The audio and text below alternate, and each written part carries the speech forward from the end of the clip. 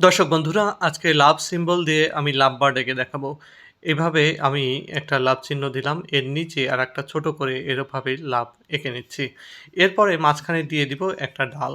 এভাবে আমি একটা ডাল দিয়ে দিলাম। এরপরে এই ডালে কিছু এরকম দাগ দিয়ে দিলাম। এরপরে উপরের থেকে এরকম 9 এর মতো একটা দাগ দিয়ে দিব। উল্টা পাশেও 9 এর মতো এরকম আরেকটা দাগ দিয়ে পা পাখির ২ টা ঠোঁট এঁকে দিতে হবে ২ পাশে। এরপরে দিয়ে দিতে হবে এভাবে চোখ, চোখের মণি।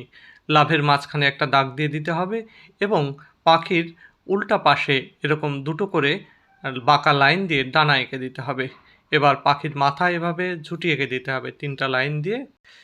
এবার পাখির ডানার নিচে এরকম ৩ টা লাইন এবং নিচের লাভেও এরকম দুটো ল্যাজ করে দিতে হবে। উপরে একটা লাভ চিহ্ন এঁকে দিতে হবে। এবার লাভ চিহ্ন এবং পাখির ঠোঁটে রং করে আমার ছবি আঁকা শেষ করলাম। কেমন লাগলো তোমাদের? কমেন্টে জানাবে।